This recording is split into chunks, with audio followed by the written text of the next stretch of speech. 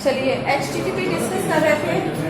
HTTP में क्या था कि वो क्या करती है, सर्वर के नाम को एक्सेस कर लेती है, ठीक है ना।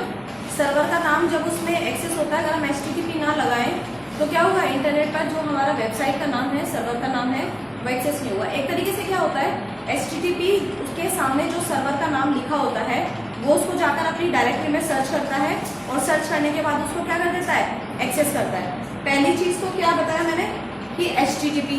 दूसरा उसके बाद क्या आता है, सर्वर का नेम। देखिए HTTP फिर डबल कॉलन स्लैश लगा होता है, फिर क्या होता है, सर्वर नेम यानी कि www.google.com। अब इसके बाद एक और स्लैश लगा होता है, यहाँ क्या आता है, यहाँ होता है आपका डायरेक्टरी पाथ। डायरेक्टरी क्या होती है, जैसे कि मान लीजिए मुझे सी ड्राइव के अंदर एक पर्टिकुलर फाइल के अंदर जाना है, तो मैं क्या करूंगी, पहले सी ड्राइव जाऊंगी, उसके बाद उसमें माई फोल्डर जाऊंगी, माई फोल्डर में कोई क्लास नाम का फोल्डर होगा उसमें जाऊंगी, वहां जाके फिर वीडियो 1 वीडियो 2 होगी, फिर मैं फाइनली जाऊंगी। तो ये क्या है, ये डायरेक्टरी है ना।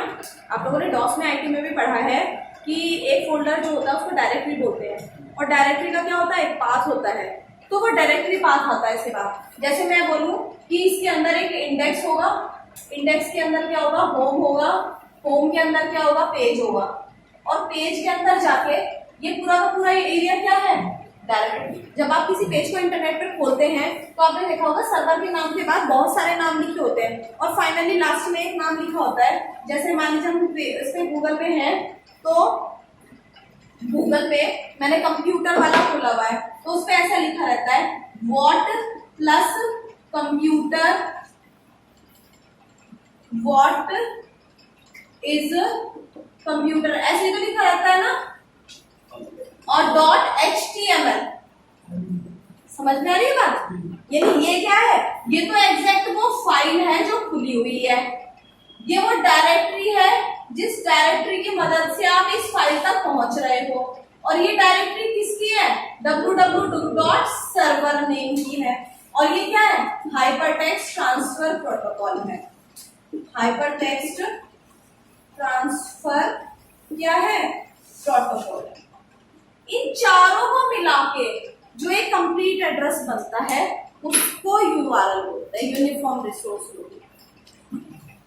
समझ में आई बात, अब लिखिएगा, पहले इसको कॉपी कर लीजिए, फिर मैं जो बोल रही हूँ। हाँ, कुछ वेबसाइट ऐसी है जिसमें HTTP नहीं लगा होता, या कुछ ऐसी है जिसमें HTTPS लगा है। हाँ, HTTPS भी लगा रहता है, कुछ में गोफर भी लगा होता है। हमारा इंडिया का जो हाइपरटेक्स्ट ट्रांसफर प्रोटोकॉल है, एक्सेस सर्वर है, वो गोफर भी है, लेकिन मैंने अपाचे भी है, देखा होगा कुछ कहीं ना कहीं, शायद देखा हो, मैंने दो पे देखा है, वहाँ अपाचे भी लिखा रहता है। लेकिन कॉमन कौन है, कॉमन HTTP है जो हर जगह मिलता है।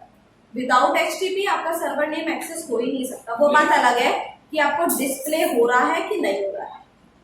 कई बार क्या होता है, जो हमारी एप्लीकेशन ब्राउजर होता है उसमें वो हाइड रहता है, दिखाई नहीं देता, हम लोग जो डालते हैं वो तभी जब डालते हो, जो एक्सेस करते हो तभी हमें दिखाई देता है, वरना डायरेक्टली विजिबल नहीं होता, इनविजिबल रहता है। बट उसके बिना सर्वर एक्सेस हो ऐसा नहीं हो सकता, सर्वर तो उसी के साथ एक्सेस।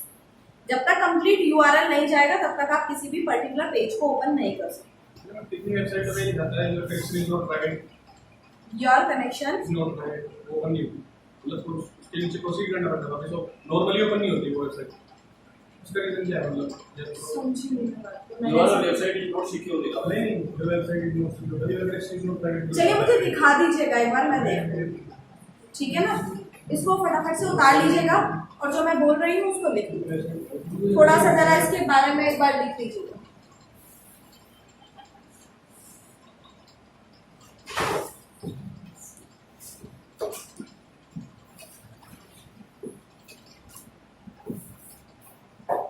और कल आप लोग 1-2 जना जो भी आप में से जिसको भी ठीक लगे, 2019 चल रहा है जुलाई, जनवरी 2019 का पेपर का प्रिंट आउट इंटरनेट पे निकाल कर ले आएंगे। जनवरी 2019 का भी पेपर हुआ होगा ना इंटरनेट का, अभी जुलाई का पेपर होगा, तो अपडेट पेपर कौन सा हुआ होगा, जनवरी 2019 का हुआ। तो मैंने ये डिसाइड किया है कि मैं आपके जो पेपर हैं उनको सॉल्व करवाना शुरू करती हूँ, और जो बेसिक फंडामेंटल्स हैं उन्हीं के हिसाब से रिविजन स्टार्ट करते हैं। क्योंकि समय कम रह गया है और क्लास का डिस्टर्बेंस भी चल रहा है थोड़ा सा, और एग्ज़ाम के टाइम तक तैयारी पूरी होनी बहुत ज़रूरी है। कुछ ज़रा ध्यान से सुन लीजिएगा मेरी बात को, मैं क्या कहना चाह रही हूँ। मेरा जो पर्पस है वो ये कहने का है, 2 दिन फॉर्म फिलअप का काम खत्म हो जाएगा, 2 दिन में सब लोग का फॉर्म सबमिट होके चले जाएंगे, ठीक है ना। क्योंकि परसों 10 तारीख क्लास डेट है, हम लोग ऑफिशियली काम में बिजी रहेंगे तो क्लास में नहीं दे पाऊँगी। 11 तारीख को आप लोग आए तो 2019 का इंटरनेट का पेपर और 2019 का जनवरी का सी लैंग्वेज का पेपर, दोनों पेपर का प्रिंट आउट निकाल कर लेकर, हिंदी में हो इधर इंग्लिश में हो कोई फर्क नहीं पड़ता, सॉल्व मुझे कराना है बैठ के। क्वेश्चन आंसर मैं उसी के हिसाब से सॉल्व कराऊंगी। प्रोग्रामिंग अपने ट्रेंड पर चलती रहेगी, जैसे लूपिंग चल रही है तो ऑब्वियसली लूपिंग ही चलेगी, लेकिन पेपर में से जो थ्योरेटिकली क्वेश्चन होंगे सी लैंग्वेज के वो यहाँ डिस्कस कर लिए जाएंगे और आप लोग को जो है पोर्टल पर आप लोग खुद देखेंगे। जो इंटरनेट का टेस्ट है वो यहाँ पर ना करा के, क्योंकि देखिए पेपर में पास आपको होना है, मुझे तो होना नहीं है, समझो बात को। ईमानदारी तुम लोगों ने अपने हिस्से की रखनी है, जो करेगा सो पाएगा, जो नहीं करेगा सो नहीं पाएगा, सीधी सी बात है। मैं क्यों तुम्हारे सर पे डंडा खड़ा करूँ कि नहीं ऐसे करो वैसे करो, ऐसे नहीं करो वैसे नहीं करो। सीधी सी बात है, जिन लोगों ने फॉर्म भरना है, जिन लोगों का फीस जमा हो रहा है, वो लोगों का हेडेक है कि पास होना है, फेल हो गए तुम्हारा नुकसान है, मेरा तो कुछ जाने वाला नहीं, मुझे तो क्लास लेनी है। तो आप लोग का क्या इशू है कि आप लोग अपना टेनियर निकाल कर लाएंगे 11 तारीख को दोनों का। मैं सी लैंग्वेज का जो थ्योरी है वो जितना मुझे लिखवाना होगा वो लिखवा दूंगी, जो डिस्कस करना होगा वो डिस्कस कर दूंगी। प्रोग्रामिंग अपने ट्रेंड पे चलेगी, 40 मिनट्स की प्रोग्रामिंग की क्लासेस चलेगी, बाद के 15 मिनट पेपर डिस्कस करेंगे, ठीक है ना। रही बात इंटरनेट की, इंटरनेट में क्या होगा कि मैं ये क्वेश्चन जो है लिखवाऊंगी एग्जाम के हिसाब से, लिखवाऊंगी तो बुक से खुद से ही, लेकिन क्या लिखवाऊंगी पेपर के हिसाब से। मान लीजिए लास्ट 2019 में आपके जो भी 4-5 क्वेश्चन जो भी आए होंगे पहले वो लिखवा दूंगी, साथ के साथ समझाते हुए चलूंगी, और हर सैटरडे या संडे तीसरे दिन चौथे दिन जब भी मुझे लगेगा कि 8-10 क्वेश्चन हो गए हैं, मैं एक टेस्ट ऑनलाइन भी ऑर्गेनाइज करूंगी। उसी पे आंसर राइटिंग वाले पोर्टल पे पूरा दिन आपके पास बचा हुआ है, आराम से क्वेश्चन के आंसर लिखो, 3 से 4 क्वेश्चन उस पर डाल दूंगी। आप लोगों ने क्या करना है, उन क्वेश्चंस के आंसर, वो तुम्हारी ऑनेस्टी है, तुम उसको देख के लिख के पोर्ट कर रहे हो उस पर या बिना देखे पोर्ट कर रहे हो। जो बिना देखे पोर्ट करेंगे उन्हें एग्जाम टाइम में प्रॉब्लम नहीं होगी, उनकी प्रिपरेशन हो जाएगी। जो लोग देखकर पोर्ट करेंगे उस पर अपलोड करोगे वो अपनी खता खुद खाएंगे, बिल्कुल कोई प्रॉब्लम नहीं है। मेरा ड्यूटी है आपको एक सही डायरेक्शन देना, तुम्हारी ड्यूटी है कि तुम उस पर चलो या ना चलो, तुम्हारी मर्जी, ठीक है। स्टार्टिंग 2019 से करोगे ना? हाँ, स्टार्टिंग में 2019 से करूंगी, 2019 से वहां तक चलूंगी, उम्मीद तो है मैं 2011 तक जाऊंगी अपडेट, ठीक है ना। इससे आगे तो जाने का कोई मतलब ही नहीं है, क्योंकि 2011 में सिलेबस जो है वो चेंजेस जो भी आने थे वो 11 में आ गए थे। 8 साल के पेपर है, 16 पेपर दोनों सब्जेक्ट के हैं, दोनों के 16 पेपर सॉल्व कर लेंगे। हमारे पास टाइम भी ज्यादा नहीं है, 40-50 दिन खुला है। 12 जुलाई एग्जाम की डेट आ चुकी है, सबको पता चल चुका है। सबको पता है कि ओ लेवल का एग्जाम फर्स्ट एग्जाम कब है, 12 जुलाई को है। तो जाहिर सी बात है 10 दिन पहले मैं तुम्हें फ्री भी कर दूंगी, रीडो एक एग्जाम कंडक्ट कराऊंगी पहले की तरह, बच्चों को ये पता चल जाएगा हमारी कितनी तैयारी है। पिछली बार सबको ये था कि रीडो एक एग्जाम जब सबने दिया था सबको ये कंफर्म हो गया था कि आईटी निकल जाएगा, आईसीटी में प्रॉब्लम रहेगी, है ना। लेकिन उसी हिसाब से सबने 5-7 दिन जो भी मेहनत करी होगी आईसीटी में करी होगी, आईटी क्लियर था सबका। वही तरीका ये है कि सी और वेब को लेके 10 दिन पहले प्रिपरेशन खत्म कर देंगे, 10 दिन में जो भी जिसके डाउट्स होंगे उनको डिस्कस कर लेंगे, प्लस ऑनलाइन जो एग्जाम होगा उसको कंडक्ट करेंगे और प्री डोइंग एग्जाम कंडक्ट करेंगे। एग्जाम को जो कंडक्शन होगा उसमें हमें पता चल जाएगा कि उसको क्या प्रॉब्लम है, क्या इशू है, ठीक है ना। फिलहाल जो बेसिक टर्म्स हैं वो मैं आज डिस्कस करेंगी थोड़ी सारी, ठीक है। लिखिएगा यूनिफॉर्म रिसोर्स लोकेटर में, यूआरएल का full form uniform resource locator होता है। यूआरएल का full form uniform resource locator होता है। यह है किसी भी सर्वर या पेज का एक वेब एड्रेस होता है। यह किसी भी सर्वर या पेज का एक वेब एड्रेस होता है।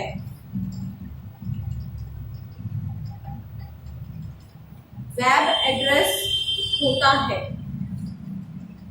किसी भी सर्वर को एक्सेस करने के लिए, किसी भी वेब सर्वर को एक्सेस करने के लिए एड्रेस बार में उसका कंप्लीट यूआरएल इनपुट किया जाता है, उसका कंप्लीट यूआरएल इनपुट किया जाता है।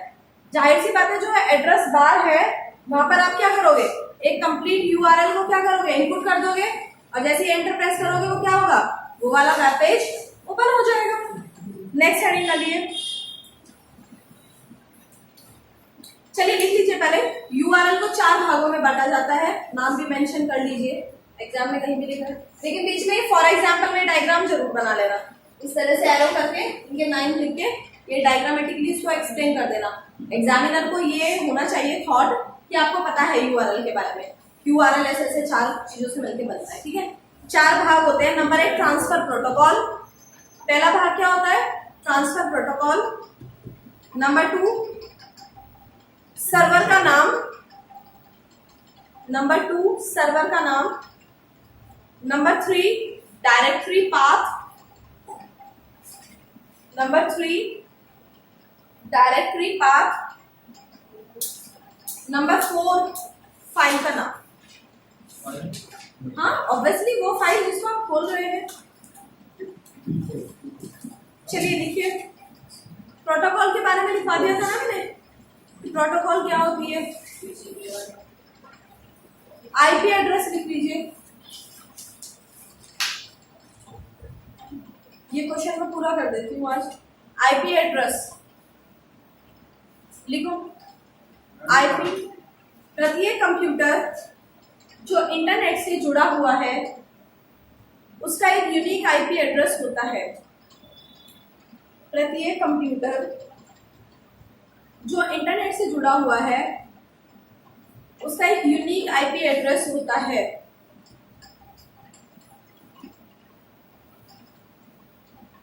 यह 32 बिट का एक नंबर होता है।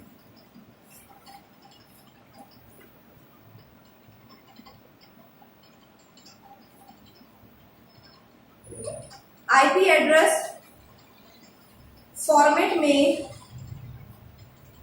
संख्याओं के 4 समूह होते हैं, संख्याओं के 4 समूह होते हैं जिन्हें डॉट के द्वारा सेपरेट किया जाता है, जिन्हें डॉट के द्वारा सेपरेट किया जाता है।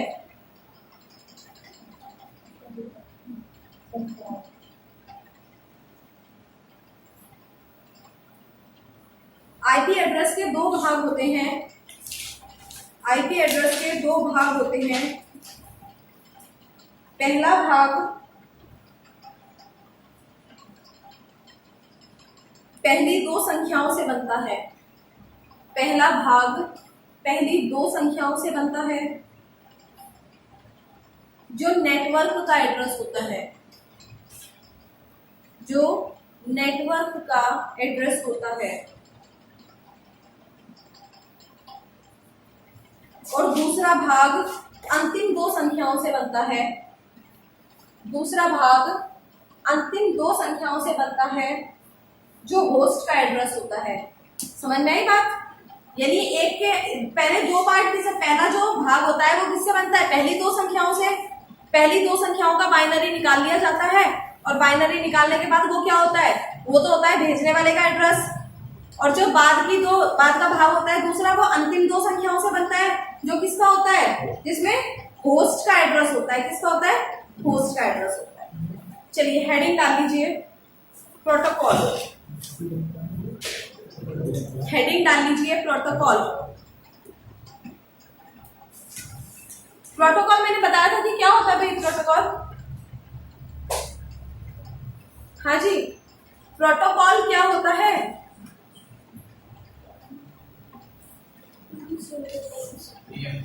कुछ नियम, कायदे, कानून। उसके अलावा मैंने बोला था कि इंटरनेट जो है वो एक सर्विस की तरह होता है, लेकिन मान लीजिए आपके यहाँ रोड की सर्विस है और ट्रांसपोर्ट अवेलेबल नहीं है। इंटरनेट पर एक जगह से दूसरी जगह तक, दूसरी से तीसरी जगह तक किसी भी पर्टिकुलर फाइल को, किसी चीज को पहुंचाने का जो काम होता है, ट्रांसफर का जो काम होता है, वो कौन करता है? वो ट्रांसपोर्टेशन को प्रोटोकॉल ही देती है। और प्रोटोकॉल क्या होती है? कुछ निर्देश या नियम, कुछ कानून होते हैं जिनके आधार पर ये ट्रांसपोर्ट फाइल को क्या है, एक जगह से दूसरी जगह लेकर जाती है। देखिए, प्रोटोकॉल शब्द का अर्थ नियम और निर्देशों के समूह से होता है। प्रोटोकॉल शब्द का अर्थ नियम और निर्देशों के समूह से होता है।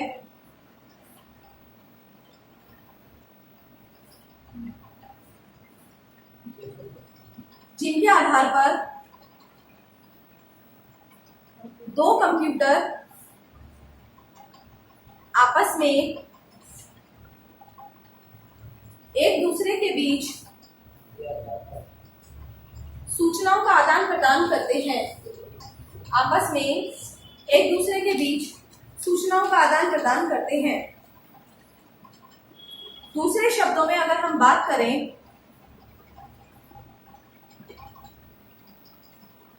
तो प्रोटोकॉल एक ट्रांसपोर्ट की तरीके से काम करता है।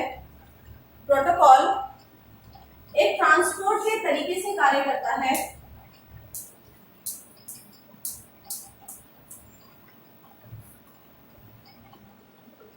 किसी भी फाइल, किसी भी audio file, video file, text file, किसी भी audio file, video file, text file को एक स्थान से या एक नोड से दूसरी नोड तक पहुंचाने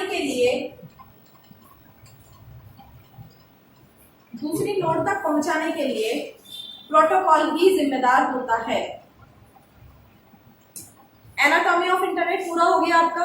कहीं पर भी अगर क्वेश्चन आ जाए कि what is the internet and explain the anatomy of internet, internet क्या होता है और उसकी एनाटॉमी या संरचना को एक्सप्लेन कीजिए, ये क्वेश्चन पूरा लिखा जा चुका, जिसे मैं दोबारा नहीं लिखाऊंगी। आगे जो मैं लिखाऊंगी वो क्वेश्चन की फॉर्म में लिखाऊंगी, ठीक है ना? समझ गए? ये क्वेश्चन यहाँ पूरा है। चाहो तो इस टॉपिक के ऊपर क्वेश्चन लिख सकते हो।